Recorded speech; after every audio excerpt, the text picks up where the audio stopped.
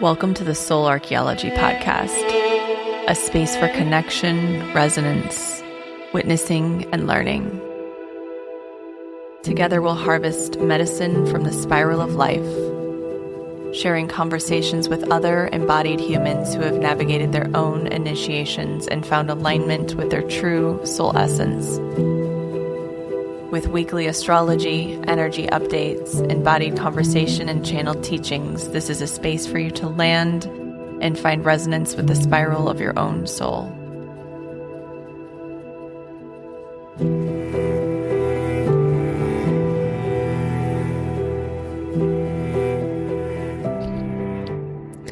Hello, welcome back to Soul Archaeology.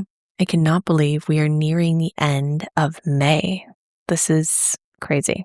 This year is just flying by, and I mean, we knew it would. It's incredibly fast the minute. Neptune and Saturn activated Aries, and we entered this cascade of fire and air, all the outer planets shifting into fire and air, and it will just pick up in July when Jupiter enters Leo at the end of June. So I've said this a million times, it's probably feeling redundant, but the summer is extremely fast. June, July, August in particular. So I think it's a good time to stabilize as much as possible, milk this Mars and Taurus transit, Venus and Cancer transit for everything it has to offer. And like I said in the last episode, really going back to the rootedness. This week is a bit tumultuous. It has, and I don't say that it's negative, tumultuous. It's just, it has a lot of change, the energy of change embedded in it. There's so much that is wanting to move, shift, transform. And then there's this energy of Mars and Taurus, which can be quite fixed, which can be a little heavy even, or frustrating when we can't move in the ways we exactly want to. This is actually incredibly supportive. It's by design, of course. God designed this week perfectly for us, but it enables us to slow down a little bit. There's going to be a lot of pressure this week to do something quickly, to change something quickly, to figure things out. That's not necessarily available right now. I keep talking about this and trying to reinforce this, knowing that we don't necessarily have a guidebook or a roadmap for this time that says this is right, this is wrong. That's not the intention. The intention is not to distill things down to the exact perfect truth that, is a blanket truth for everyone to believe in. Yes, there's a lot of consolidation right now. Neptune and Aries is typically a consolidation era. We've seen it many times in the past, and many thousands, hundreds of years. There's typically some sort of consolidation of belief. But we're currently in a mutable grand cross. We've had the South Node in Virgo, the North Node in Pisces, the Sun and Mercury are in Gemini, Uranus is in Gemini. We have a full moon in Sagittarius this week. It's actually on Sunday, but I wanted to include it because it's the very early hours of Sunday morning on the 31st, and I want to include it because I don't release podcast episodes until Monday. So I typically don't include the Sunday in my weekly forecast, but I'm going to this weekend because that moon will be brewing throughout the week. But with this mutable grand cross, I'll talk more about that in a moment, but it really opens the gateways and the pathways of the mind, of our consciousness to expand.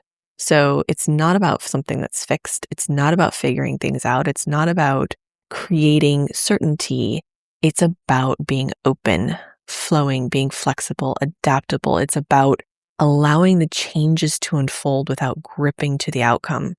That is incredibly uncomfortable for humans. We're not designed that way. I should say our psyche, our subconscious, some of our systems aren't necessarily designed to be comfortable with that. Now, I think personally that is changing. I think we are evolving, upgrading to be more adaptable, to be more flexible, to be more resilient, fluid, open to change because we will need that adaptability, that flexibility as we move into the next 5 years.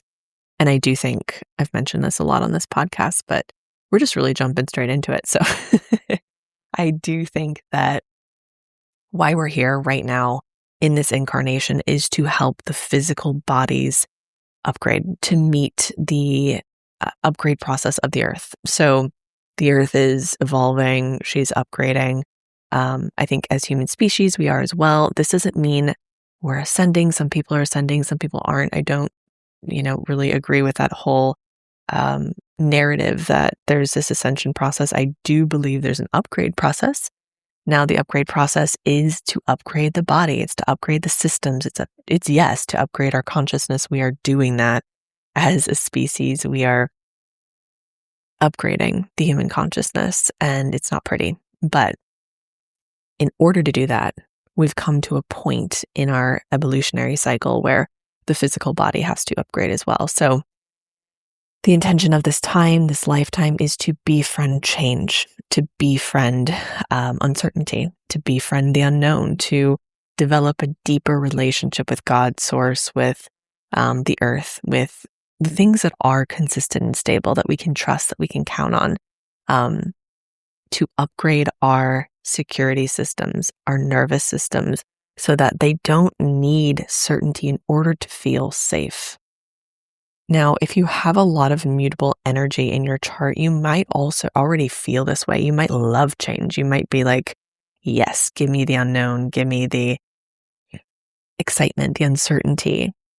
I would imagine there are certain parts or portions of your life where that is still uncomfortable because our systems just are kind of wired to desire more consistency and certainty.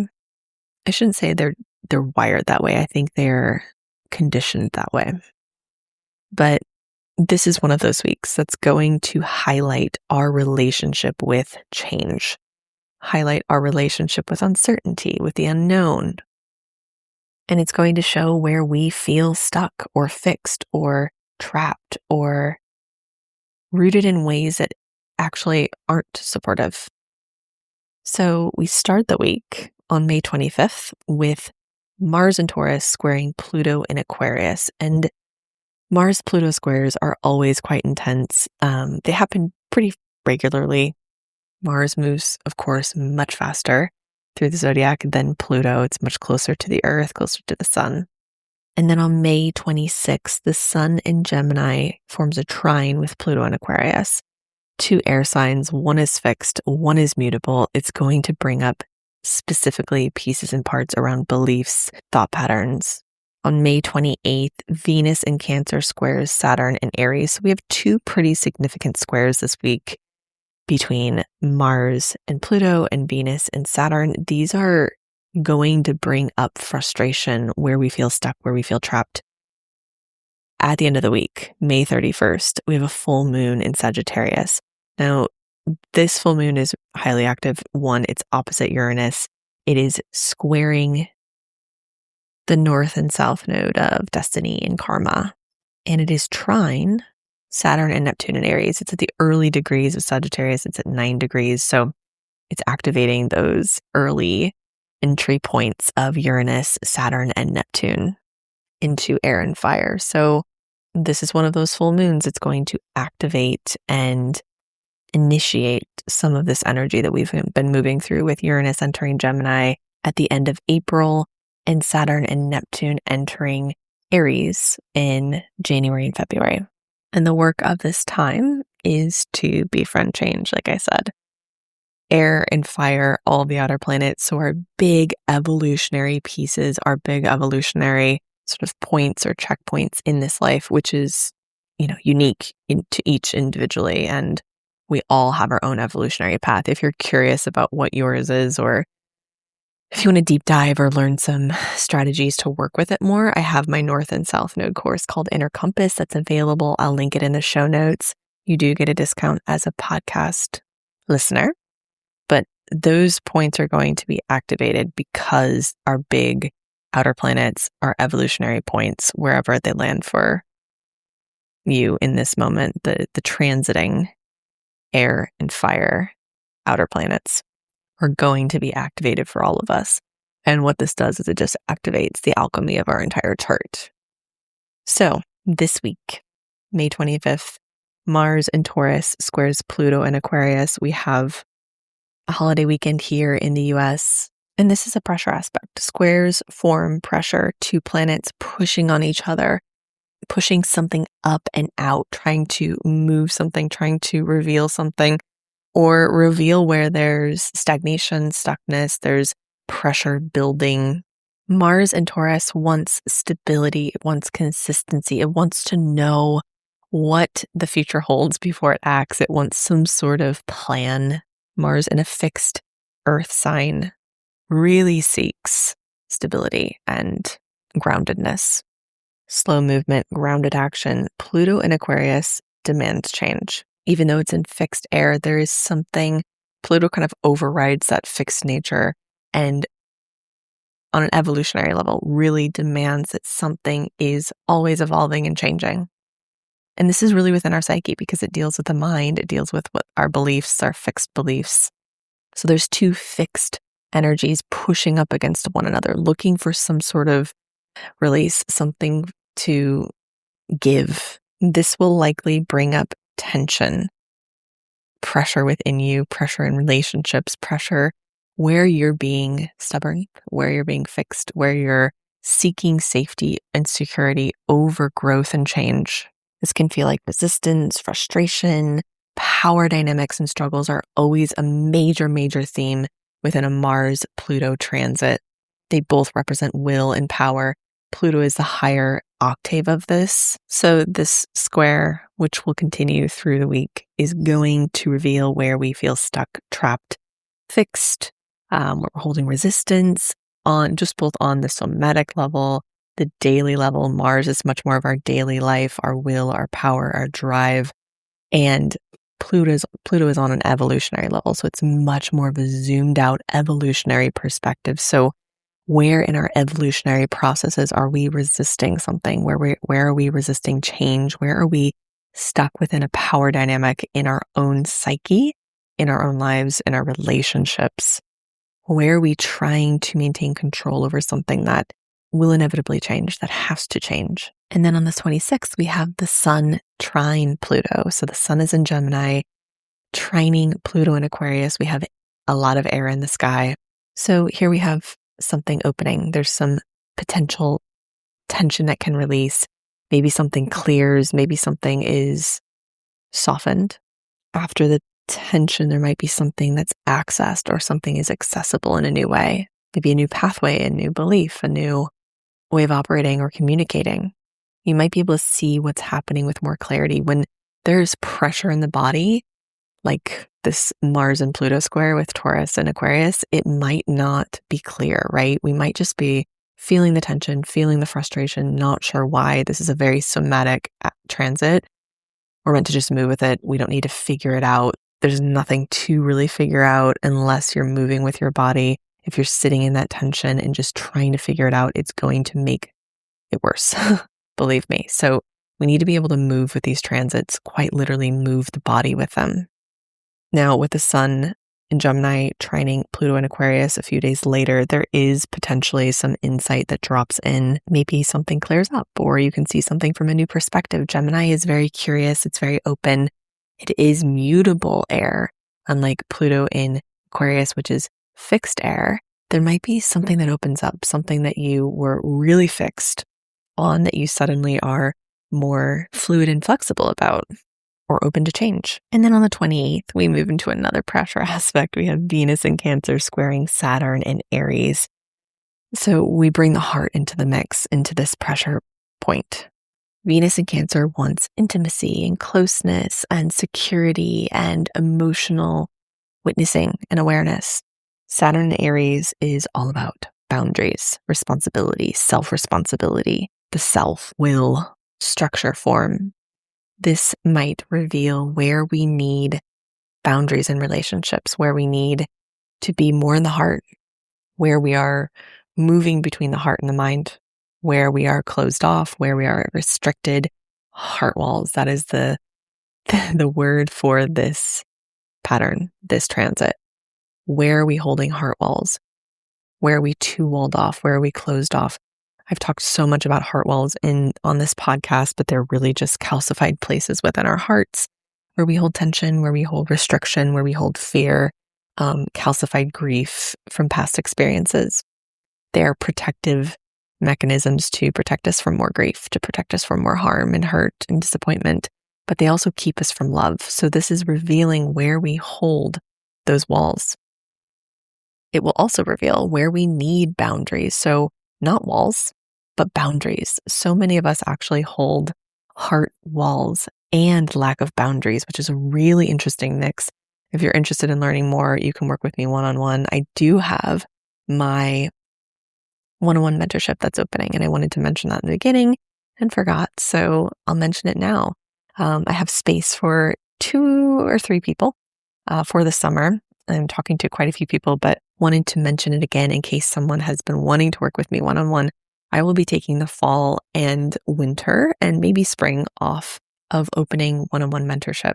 So if you've been wanting to do this work with me, now is the time. This summer is so incredibly potent. It's incredibly fast. I've been talking about it for over a year, what the summer of 2026 looks like. So if you're wanting to work through this energy together in a container, in a structured space, we do a lot of really deep work. This is cellular level healing. This is the integration of self. This is going to catapult you into the next timeline. I only take 2 or 3 people each quarter for this very intimate container. It's 3 months. If you're wanting to learn more, you can book a clarity call. I'll link that in the show notes. But I'm very excited about this next round of mentorship, and just so grateful to be able to do this work. I was in my little studio today, my little backyard studio, and realizing how beautiful it is back there and how incredibly lucky I am to connect with some amazing women, truly amazing. So, and also every single time I do this container with someone, we're always working on heart walls to some degree, getting into where we hold restriction, restraint around the heart, not only protecting us from pain, but protecting us from love. And so this transit's going to reveal where we have emotional restriction, distance in relationships, a need to pull back, perhaps even avoidance. We want boundaried relationships, not walled relationships. This will also reveal what's not sustainable, where we are disconnected in our relationships, where we're protecting the heart, and where there's maybe space to stay open more. And then we head into, over the weekend, a full moon in Sagittarius. This is on May 31st at 1:44 a.m. Pacific. It's at 9 degrees Sagittarius. And this is a blue moon, which means that it is the second full moon within a calendar month. So May has had a full moon in Scorpio on May 1st and a full moon in Sagittarius on May 31st. So this month is bookended by full moons. May was a stabilizing month, even though it might not have felt like it. There was a lot of mind activation, energy in Gemini, but we also had the stabilization of Taurus. So you hopefully are emerging from May feeling more stabilized within the body at least. But it was bookended by these 2 very intense and tumultuous full moons as well. So the in-between space, that kind of midpoint, that new moon in Taurus was also quite intense as well. There was a lot that was processing from the full moon in Scorpio mid-May. A lot of people have been sick, body transformations, I was too. So this full moon in Sagittarius, one of my favorite full moons because I'm a Sag moon anyway, so I like to have my lunar return. It's also typically very activating for me too, as a full moon on our natal moon typically is. This one in particular, 9 degrees, it is opposite Uranus and Gemini. Uranus newly moved into Gemini. It's at 1 degree of Gemini. This moon is also trine Saturn and Neptune in Aries, square the north node in Pisces and the south node in Virgo. And it's a part of this mutable grand cross that I talked about in the beginning of the episode, which just means a grand cross is when there are 4 different celestial bodies at least that are creating pressure aspects with one another. So we have squares and an opposition forming a cross in the sky. So we have the sun in Gemini, Mercury in Gemini, the moon in Sagittarius, the north node in Pisces, and the south node in Virgo. And with the north and south node involved in this grand cross, involved in this full moon, we can no longer avoid what needs to evolve, what needs to change, what needs to shift or transform within us and within our lives. And with Uranus in the mix, there's this evolutionary force trying to change something, maybe even unexpectedly. Sagittarius is a sign we don't talk a lot about it on this podcast because we haven't had major transits move through Sagittarius in a few years. But Sagittarius is mutable fire. It learns through experience. It teaches us how we can grow through our experiences and challenges. So after traveling the depths of our psyche and underworld with Scorpio, we rise fresh, optimistic, open to expanding further. So we emerge from the descent from the underworld, being in the sign of Scorpio, move into the expansion of Sagittarius. Sagittarius is ruled by Jupiter. So it's optimistic, open to expanding further. So we move from this fixed water to mutable fire, a breath of excitement to explore beyond our walls of comfort. Its evolutionary purpose is to expand awareness, consciousness through experience. So Sagittarius learns through experience. It doesn't learn through textbooks or learning or school. It learns through being alive. So it's always looking to expand, evolve, explore. It is a process, a journey, not a destination. Life is a series of learnings and unlearnings. But in its highest expression, it's ever evolving, ever growing, ever expanding, shifting its perspective through journeying, learning, and experiencing. It's always looking to find truth and meaning. It's the higher mind, the sign of spirituality. But in its shadow, it's dogmatic or self-righteous. It loves to distill things down to truth. So sometimes in its desire to do so, or evolutionary force to do so, it can too quickly form that truth or force a truth to emerge when it's not ready. It's the opposite of Gemini. Gemini is literally just here to expand, to be curious, to learn, to pick up and spread information. Sagittarius is more evolved in that it's looking for meaning in those experiences or in those learnings or lessons. It's learning to form a lesson through its experiences, where Gemini is like, I'm just here to experience.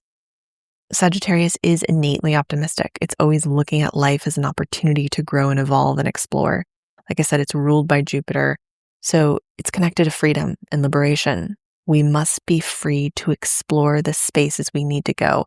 If its evolutionary purpose is to explore, is to experience life, then of course, freedom is a central theme for Sagittarius because it needs freedom and space and agency and autonomy in order to explore in the ways it needs to.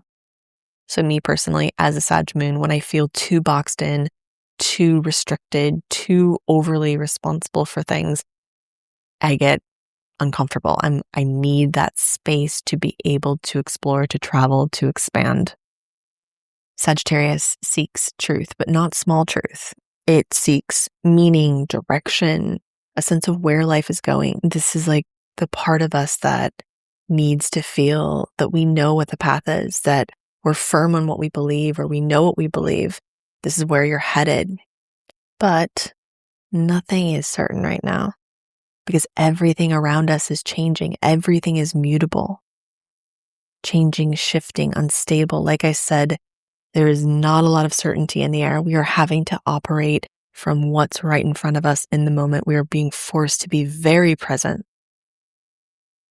Like I said, we have this mutable grand cross. So this is at the core of this moon. The South Node in Virgo has been forcing us to surrender control since the beginning of 2025, to lean into the unknown, to befriend change, to befriend the great mystery of Pisces. With Gemini and Sagittarius active within this grand cross as well, the mind is moving.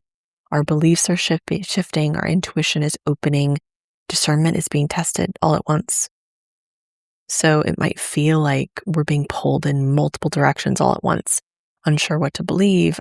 Of course, there's every single person I'm talking to right now is like, I have no idea what's real and what's not right now.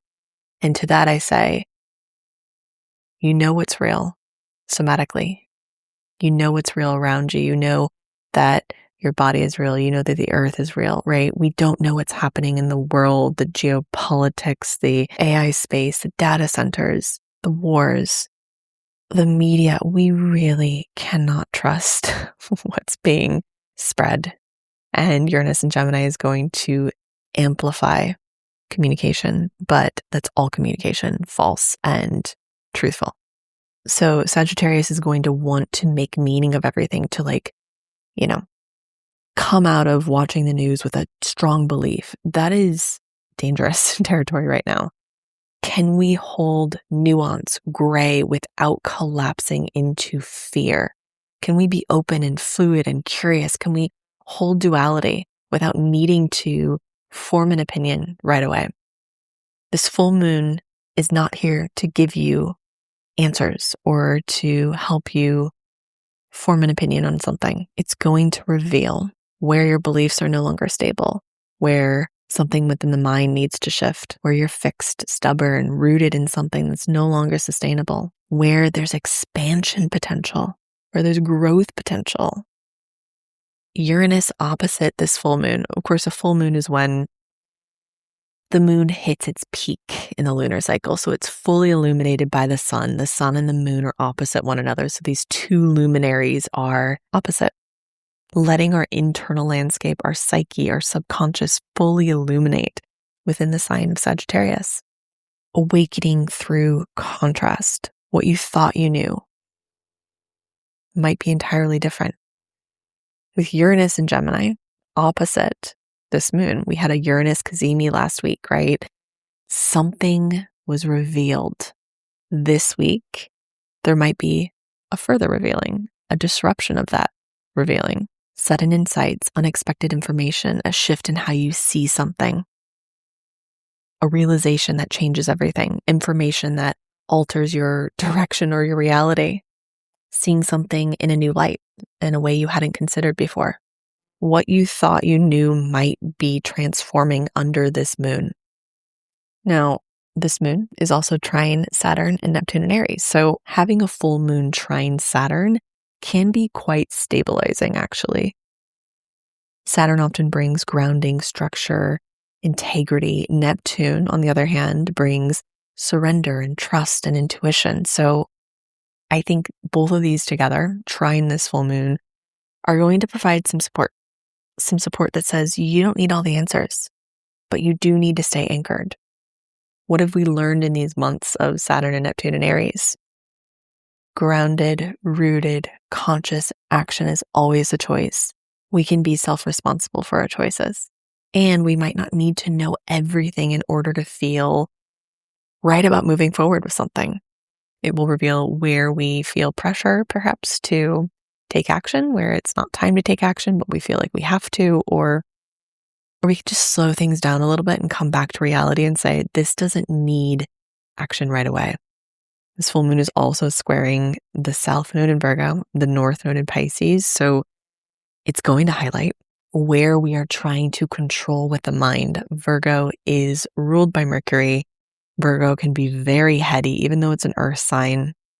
In its highest expression, it operates really well within the body and the intelligence of the body. But in its lower expression, in its shadow expression, it is very heady, or tries to control or manipulate things in order to feel safe. The North Node in Pisces is all about anchoring a deeper faith, a sense of security and safety outside of the known space, outside of what's controllable, what is known, what is certain. It has been forcing us to do some incredibly, incredibly intense ego death work, surrendering, loss of control, trust, faith. Now, with them squaring this full moon, this is karmic. So this full moon is not just about right now. It's connected to your path, your evolutionary path, where you're being asked to go. There's an internal sort of choice point happening. Are you going to grip to the old, or are you going to open and expand into new potentials? The thing is, we might not know what those new potentials are, but I have a feeling it is connected to faith and the unknown and trust, right? So this is a further surrendering. Sagittarius, in its highest expression, loves to find truth, but it doesn't need to remain fixed within that truth. And it doesn't cling to one truth forever. It's always growing. It's always expanding. It's mutable. Through every new experience, it changes its perspective.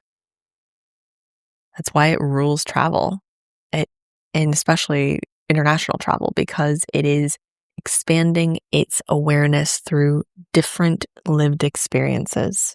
So it allows itself to be changed by what it learns, by what it experiences. So just know, with this full moon, you do not need to decide everything this week. There's pressure to root into something, to figure something out with these squaring aspects, but you don't need to figure everything out this week. You're being asked to stay open, to stay curious, to stay connected to what feels true in the moment. So because Sagittarius rules the higher mind and spirituality, it's so expanded. It feels like we need to figure out our entire evolutionary path right now. We're being brought back to the present moment. What is true for you in this moment? I hate to say it this way, but like, where's the breadcrumb? Like, where's the pain? Where can you just operate from in this timeline? That is the medicine of right now. And have the experience. Go on the trip. Take a leap. Jupiter is ruling this full moon, so we have to remember that, even though it's kind of an intense week. There's a lot of potential, possibility, expansion here. So move with it. Take the chance. Take the risk, right?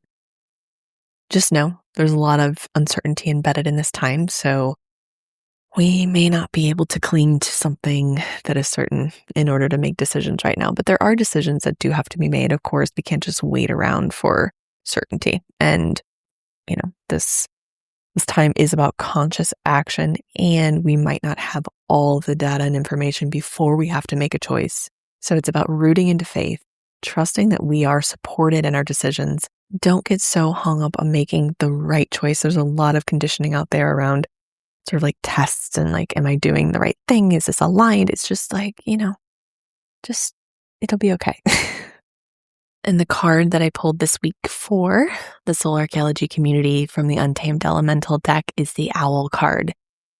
And it is the messenger. It says, owl is solitary, nocturnal, upright, and sharp. He is eccentric. Of his 4 toes, 3 point forward to where he's going, and 1 points back to where he's been. He sees through darkness. His head also offers a wide range of mobility, so he can see his full environment with ease.